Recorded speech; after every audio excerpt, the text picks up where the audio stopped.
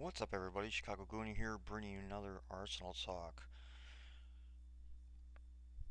Is there anything to say after the events of today's game? I mean, not much to say. Honestly, it was pretty much like a joke from the kickoff.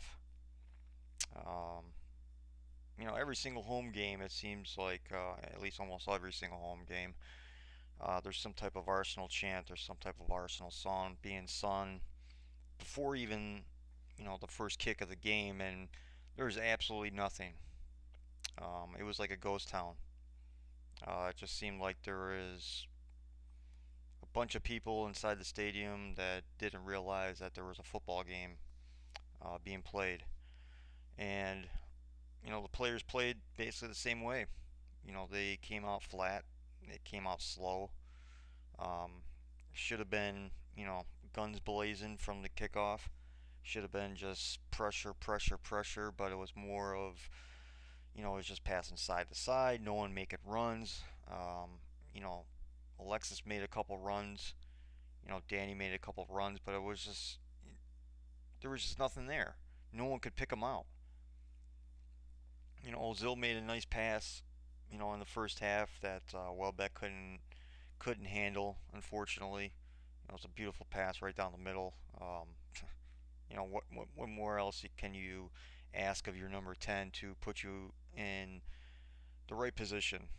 You know, he picks out runs left and right. Um, the fullbacks were atrocious today. Trying to send balls in, just awful. Um, yeah, I just don't know what to say. Even after the first goal came in the 45th minute, 46th minute, in extra time, basically right on the 45th minute. Um, there was there was no cheer really. Uh, there was no roar of the crowd of anything. It was just kind of like a bunch of people clapping their hands, and that was basically it. Crystal Palace had what, maybe three, four, 5,000 fans there, made more noise throughout the entire game, and their team was down 1-0.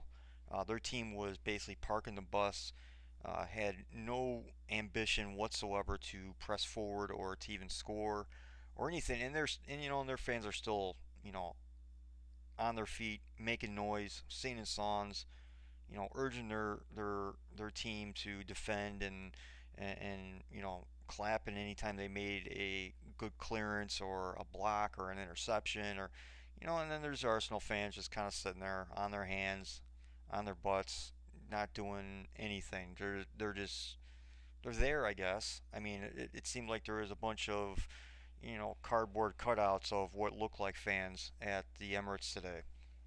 The first, the first hint of any type of atmosphere inside the Emirates today was when Adebayor came onto the pitch. That's fucking pathetic. That is fucking pathetic. It takes a former player of Arsenal who's been gone, okay, for what, like 10 years now or something. It feels like, and here are these fans already, coming out of the woodwork all of a sudden and booing them. That was the most atmosphere of the entire day. It probably wasn't until the 85th minute or so, maybe the 86th minute, when you could hear an actual Arsenal chant on the TV. I'm not sure if um, I'm not sure if the TV media people cut out any type of microphones that were close to the pitch or not, or into the stands. I know at least in America we have that. I think over there in England they have the same thing because the um, commentators several times, especially near the end of the game, are saying it's getting very toxic in here. But you couldn't really hear anything. You couldn't really hear the boos or anything like that other than Adebayor coming into the game. So they must have been chanting something, or they must have been really booing most of the game. Um, if they're saying that, and I couldn't hear anything coming through into the TV, and it was just, it was just kind of like dead. The fans were dead, the players were dead. Passing side to side. We're up 1-0, and for whatever fucking reason, okay, Wenger puts in Giroud and Ramsey. And I made a tweet saying, okay, he puts in two donkeys, here comes a draw. And it happened. We're up 1-0. We're already looking like we're dead. Welbeck is giving them a whole bunch of fits. Alexis is giving a whole bunch of fits just by their pace alone. But yet you bring in two slow ass players for Iwobi and Welbeck, who kind of did, I guess you can say, did nothing wrong to deserve to be substituted out. And you would think, being up 1-0, you would bring in a more defensive player into the mix instead of a Giroud who is slow as shit, a Ramsey who is slow as shit. Why bring those players on? It makes no sense.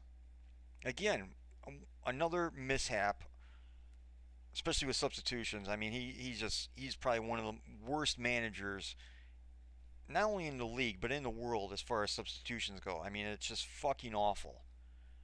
And after Giroud came in, they didn't have to worry about any type of pace. The only pace that they had to worry about was Alexis Sanchez.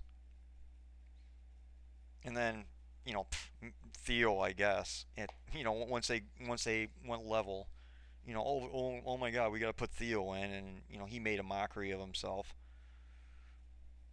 Once you bring Giroud in, it was just like, okay, we don't have to worry about anybody getting in behind other than Alexis Sanchez, so we can just put one guy on him, and now we can start pushing up the pitch, and now we can start maybe doing more long balls. We can start passing a little bit better, and that's what they did.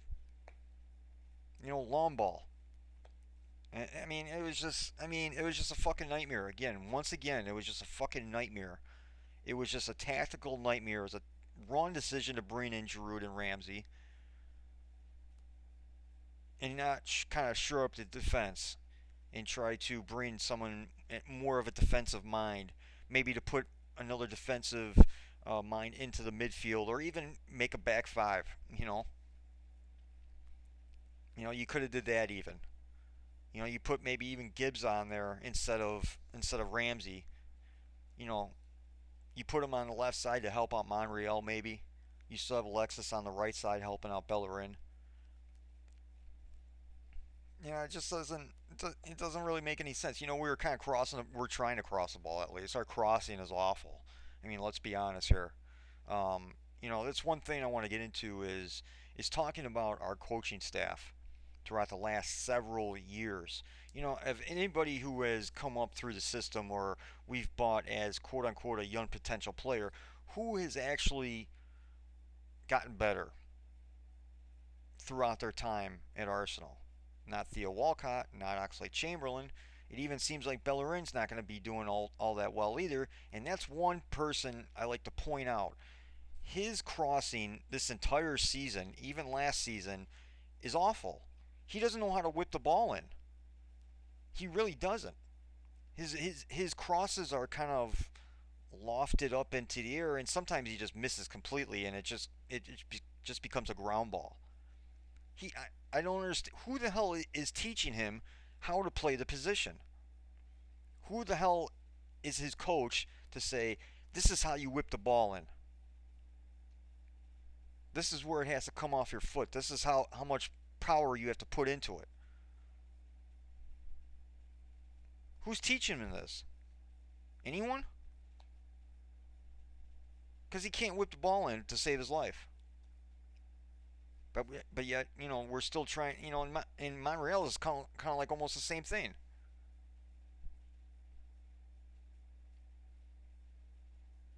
A lot of these fullbacks, they take a touch to stop the ball, and then they try to whip it in. You're giving the defense extra 2, 3 seconds, maybe even 5 seconds, to form up to identify where the striker is, identify where the winner is, identify where the number 10 is, because those are the guys who are going to possibly get in there for a header. Instead of taking it one time and trying to whip the ball in one time. But I mean, they can't even do that. They can't even whip the ball in to save their life anyway. So what are these coaches actually trying to teach these people, these players in practice? Are they even doing that? A lot of the photos and even kind of like little videos that we get, it's only them running around, man. I mean, it's not like they're doing anything else. Where are these position drills? Whipping the ball in, whipping the ball in. Because that's what they should be focusing on the most, is whipping the ball in, and they can't whip the ball in.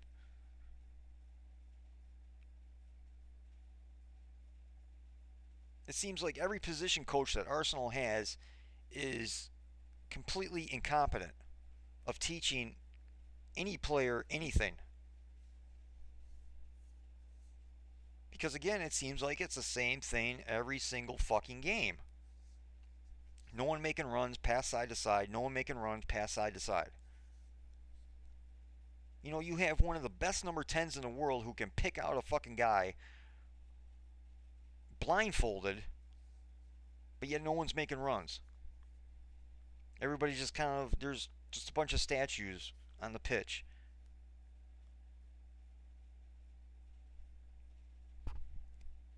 And of course, the head of the snake is Arsene Wenger, who again sits his ass on the fucking bench for most of the game. It wasn't until basically they leveled things up, all of a sudden he gets up off the bench. What's that gonna fucking do? Where's the motivation? Where's the confidence? Where's the help coming from the bench? Oh no, I'm gonna put in a great halftime speech. Yeah, they came out deader than shit in the second half too. All these AKBs, Wenger in, fucking idiots. That you cannot see that he is the main problem at Arsenal Football Club because one, he has too much power. Two, he doesn't give a shit.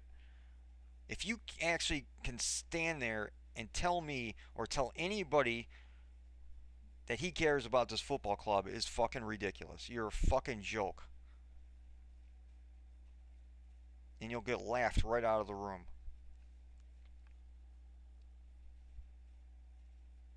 Because if he did care about this football club, he said he would have stepped aside and let Pep come in. He would have stepped aside and tried to go after Carlo Ancelotti. He would have stepped aside and told Jurgen Klopp to wait another half a season. But no, he likes his $8 million, his £8 million a year. He likes that. And he's going to stay on for one more year and collect that money for one more fucking year. It's like Arsenal is now a retirement home. They kept Rosicky on for one more season when he wanted to leave. We're paying him. He was hurt, most of the season. Arteta, I mean, again, we're paying him to get his coaching badges through Arsenal. I mean, Flamini, same deal. Per Mertesacker, same deal. It's like we're a retirement fund for these players. We got rid of a bunch of dead wood supposedly, 2 years ago, which we did, but we still kept more of it on. It's like we're Social Security or something.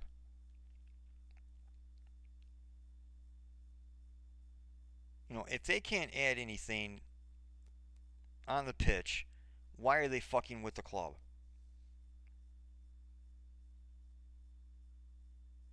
Most of the time I'm all for kind of veterans, like veteran leadership. But in football, you really don't fucking need it. You need good players, great players, role players even, not players who don't play. Okay? Because what are they going to fucking do? I mean, honestly. Ooh, we're going to give them a pep talk. Yeah, that pep talk before the Hall City game looked like it did wonders, didn't it? that players only meeting.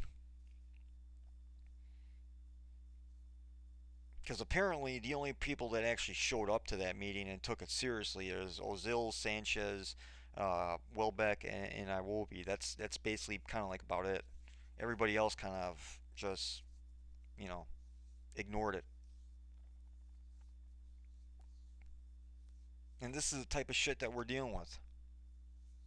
And of course, this whole I mean every year, if he stays on for one more year, he's just ruining his legacy to the point to where everybody's gonna forget about everything that he did before because he's just ruining it by the time he stays on.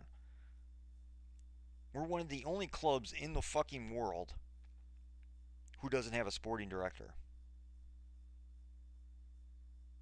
And then you have some of these fans, these AKBs and stuff like that, saying that we don't want to spend like City and Chelsea and all those other teams and PSG and yada yada yada. Currently, right now, Manchester City's payroll is $194 million. Arsenal Football Club's payroll currently right now is 192 million.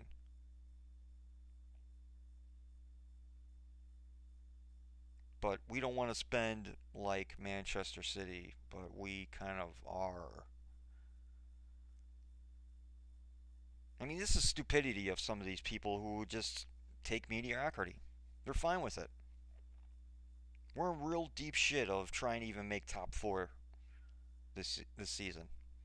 And you better pray to the gods that Manchester City doesn't win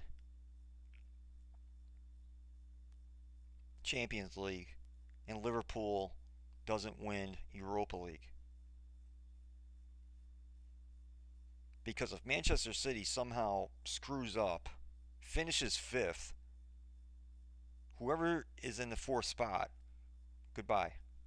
They don't get a Champions League spot. They get knocked back down to Europa League. That could be us. It can't happen. Barcelona just got knocked out. They were the leading front runners to win the whole thing. It's going to be interesting. I think what is it? Manchester City against Real Madrid, and then I think it's Atleti against Bayern Munich, which I think it'll be a pretty interesting game. I can't wait to watch that one. But I mean, the possibility is there. I mean, everything that could go wrong has gone wrong this season so far. Why not that? You know, and maybe this needs to happen for us to have a winning mentality again, or having just some kind of accountability again within the club, because we haven't had any for years now. There's a couple quotes this past week from Arsene Wenger is just a mockery. You know, over the last several weeks, he's been saying that he doesn't care about what the fans are saying, and he's hurt by what the fans are saying. And, it's just back and forth, back and forth. His latest gem was it doesn't matter if we finish below Tottenham this season. I mean, if you want to slap all the fans in the face, that's the way you do it. That's what you have to say. That's the new standard now.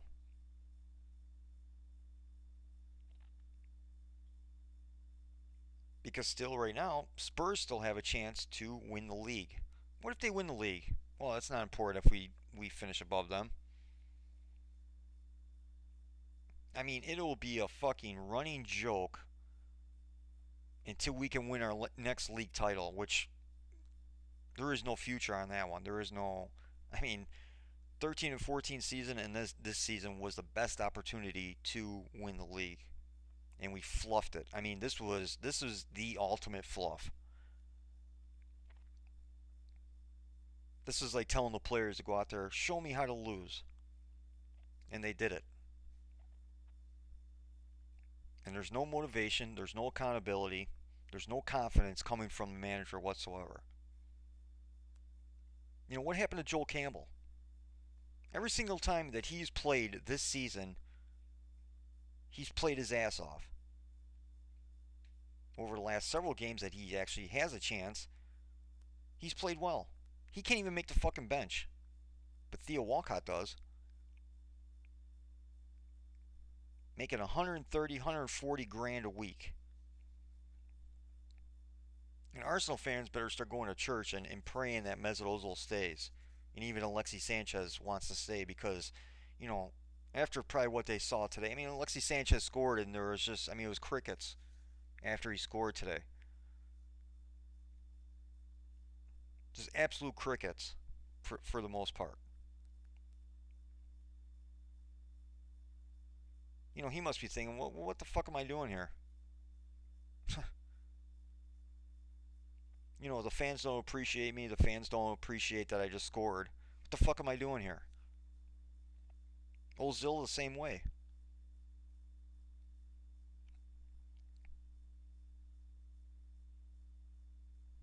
You know, Ozil is like a master craftsman who doesn't have the tools to make that great piece of art, like a sculpture or painting or whatever what have you.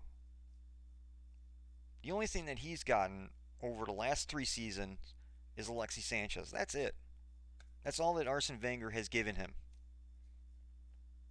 And he keeps running that same fucking line. And this is another gem too of this past week, saying that you know the our transfer window will be limited based on the players that are available.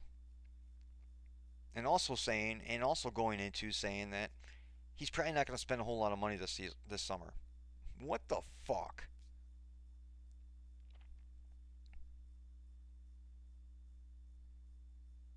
You know, supposedly there's no players available last summer, which there was.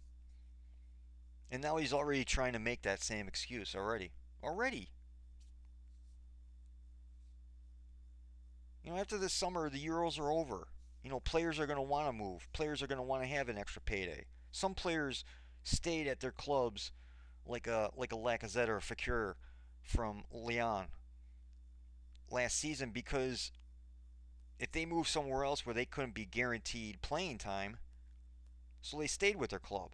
So they knew they could get their playing time in. So that maybe they can make the Euro teams.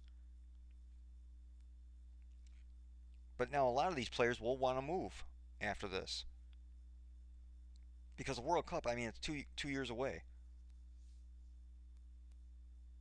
so they're not going to be as worried about that right now.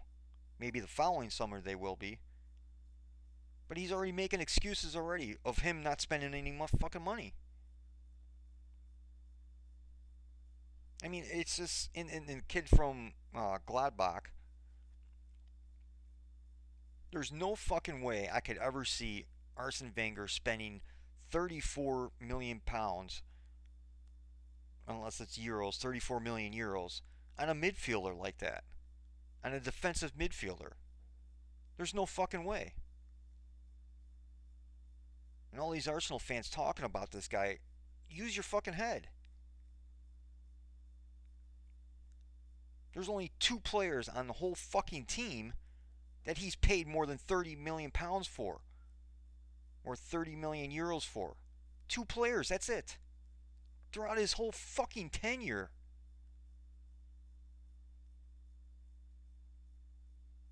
But we're expecting him to pay 34 million or 34 million euros for a defensive midfield? No fucking way. That's not the way he operates. He doesn't give a shit. He thinks that's his money.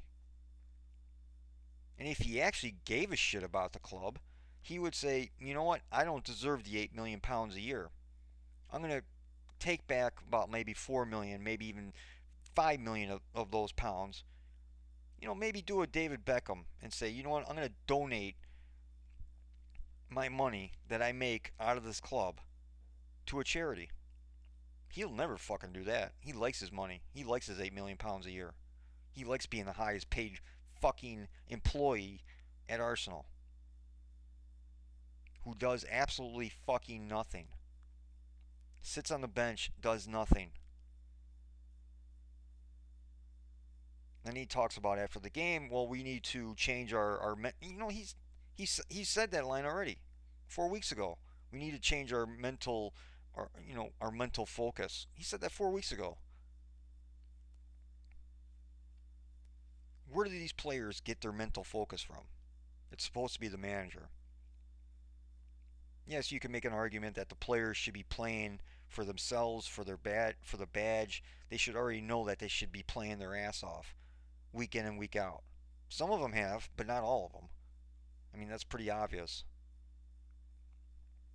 And the tactics and the formation and just everything, the attack is just so stale. People know what we're going to do before we even do it. I mean, it's just, you don't need a seance. You don't need a crystal ball to say, what is Arsenal going to do?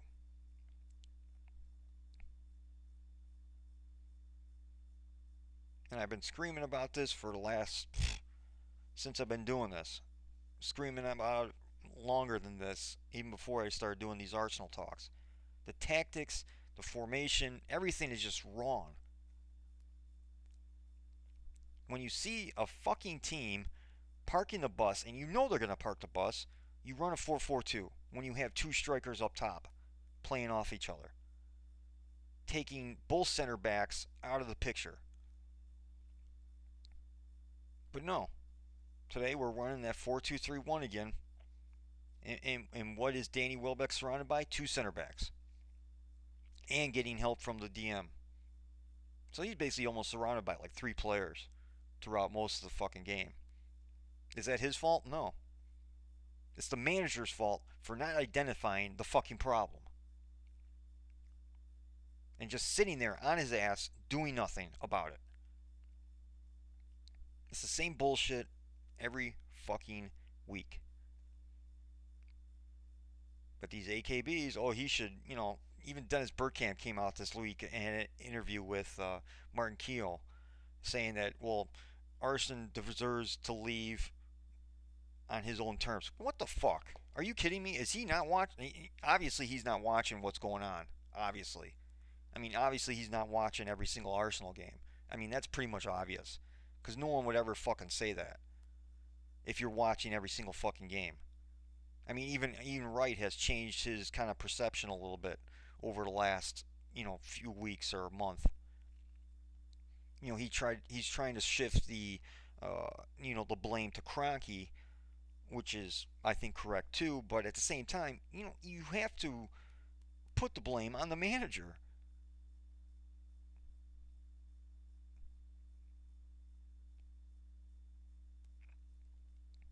And it's just it's a fucking headache that I can't wait till the season fucking ends. Honestly, I mean this is probably like the first season I can remember that I just want the season to end. Like I wish it would just end tomorrow. Honestly, but no, we got what, like five more games of this, and we don't know what's gonna happen. I said this in my last episode that I'm really scared about how they're gonna come out and play because we showed this last season when we had about like 3 or 4 games left. We were out of the league. We only had the FA Cup to play for. It seemed like our top four was certain. And they just came out and they just dogged it the entire time, except for the last game. Not the FA Cup final, but I'm saying the last game of the season against, what was it, West Brom. Excuse me. And it seemed like that today. They were just dogging. Like some of them are thinking, okay, the Euros are coming up. I don't want to get injured. I don't want to, I know I have already have my place in the team. I just don't want to get injured. What kind of mentality is that? Where's the manager saying, you better fucking play or you're going to be on the fucking bench?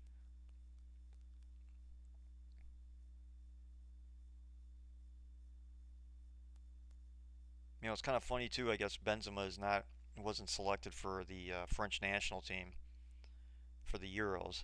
That means Giroud might be starting for the French national team. Yeah, they're going to get knocked out in the first knockout stage game. They, if that French coach had any brains whatsoever, he would put Griezmann up top and just leave him there and just leave Giroud on the bench because he doesn't offer the pace. He doesn't offer anything. He hasn't offered anything. I think someone made a tweet a couple days ago that's been like 3 months since he scored or something. I mean, that's fucking ridiculous. absolutely ridiculous. I think it might have been 3 months in the. Yeah, it might have been just 3 months, man. I mean, I was just thinking maybe it was just Premier League, but I think, yeah. I mean, did he score? I can't even remember if he scored in. No, he didn't score in the Champions League against Barcelona. What, the League One Cup, I guess, maybe? Was the last time he scored? He scored 2 goals. So I guess, maybe I guess it is Premier League, 3 months since he scored in the Premier League. And people are still trying to defend this guy like he's some type of top tier striker. Oh, he's a very good. No, he's not. Like I said, he has a high conversion rate because he passes more than he shoots.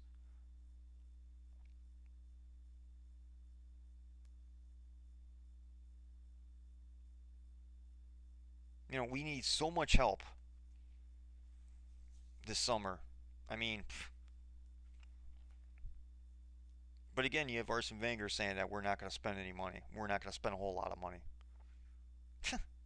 Ugh, it's painful. We need a striker.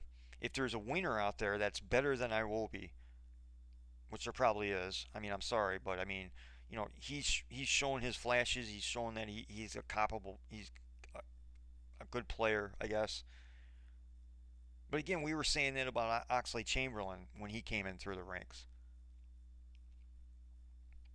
I'm not saying you can bench him entirely. He still deserves games. But if there's someone out there that's better, that's top tier, close to world class, you go out there and get him. Because we need that. We need a striker. We need a winner. If there's someone better than Conklin, get him. Or someone who can challenge him week in and week out, get him too. A center half because Per should be gone after the season. If they can get like 5 million and like a sack of balls or something, I'd probably sell him for that easily. You need a right back because Debussy will probably be sold. Well, we have Jenkinson coming back from West Ham, hopefully. And honestly, the way he whips the ball in, he might start ahead of Bellerin, honestly, because he has played, through his time at West Ham for the last 2 seasons. I think he's really grown up, honestly, and he can whip that ball in of something that we desperately need. So it's going to be a good, interesting battle between those two at right back. So let's see. We probably need another center half. Like I said, if there's a better center half than Gabriel out there, then we go out and get him. Cost needs a better complement to him. He needs someone that's equal or better than him standing right next to him. Does Gabriel have potential? Yes. But at the same time, if the player is out there, fucking get him. Instead of having too much faith and just, I'll make one prime example of Arsenal buying someone and it's, we're deeming him the next Vieira, that Polish kid, Bellic. That was the headline when we bought him. The next Patrick Vieira. He's playing center half now, and in the youth team, in the under 21s. He's not a DM anymore. He's a center half.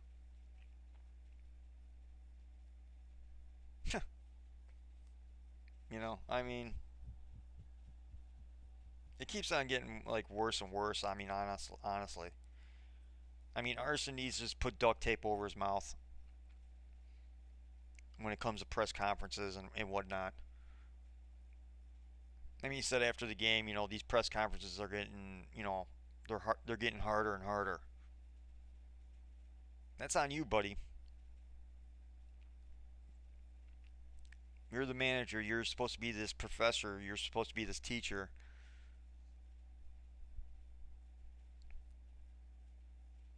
But you see other managers up on the touchline helping their players out, teaching their players how to play defensively, attacking wise.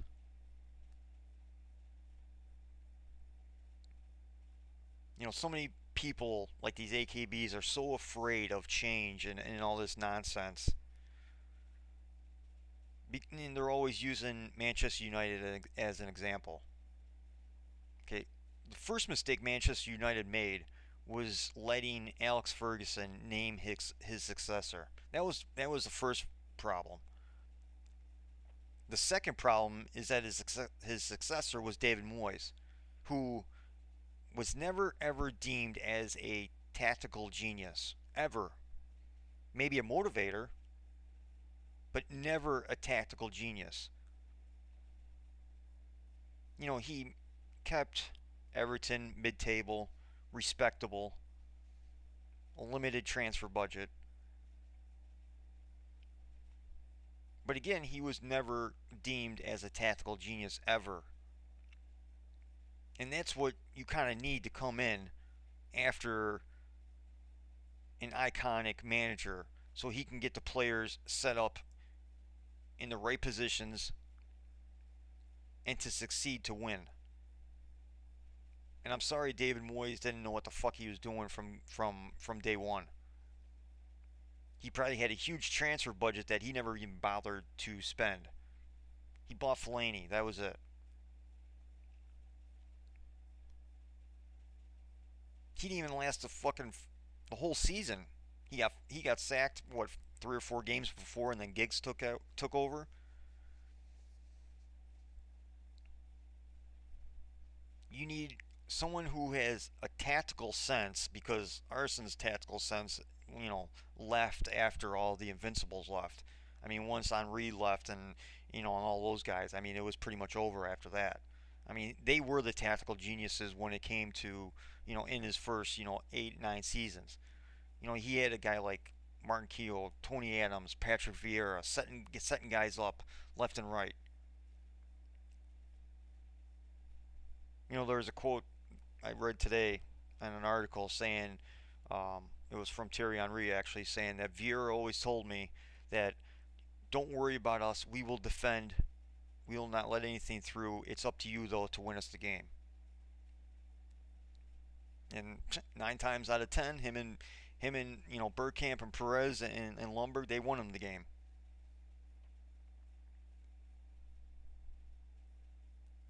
But now there is no tactical sense at Arsenal. I know people are talking about Diego Simeone. That's a pipe dream.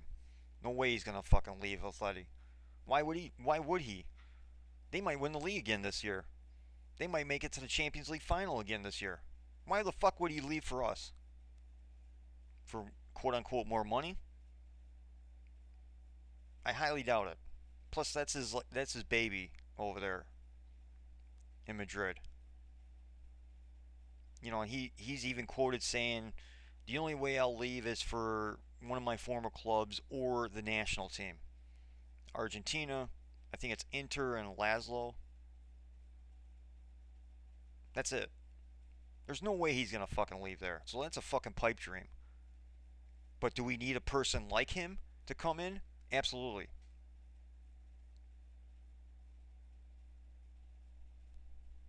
Someone who has a tactical sense, someone who has more of a balance. I would have loved Carlo Ancelotti because he's probably one of the more perfect, balanced managers out there. To where you're looking at Pep Guardiola. I guess you could say Pep is balanced, but he's more of an attacking side, and he has that high pressure. Same with Klopp. He does that high pressure. That's their defense is high pressure. Um, you know, Jose Mourinho, Diego Simeone, they are park the bus, defensive mind, tactical, compact managers. But then Carlo Ancelotti, he's kind of one and the same. He has that attacking sense and he has a defensive sense as well. He's kind of like almost like the perfect marriage as a manager between attacking and defense. Okay, I mean you saw what he was able to do with Real Madrid after Mourinho left. Won Champions League, and then he got wrongfully sacked um, by Perez, which was that was just what a joke. But we're pretty much fucked because there's nothing else out there. Ancelotti's going to Bayern Munich, Pep's going to City, Klopp is already at Liverpool, Conte's coming in at Chelsea, which is going to be interesting to watch. Even though, yeah, he is again more of like a defensive, which is probably perfect for Chelsea at the moment. He's more of that defensive-minded tactical manager. It's going to be interesting if he plays in that 3-5-2 that he likes to play into, like he did with Juventus. Um, but again, another kind of like top tier manager off the books um, that we miss out on. We're looking at guys like maybe a Ronald Koeman, possibly. I know his name's been thrown around, even Frank de Boer.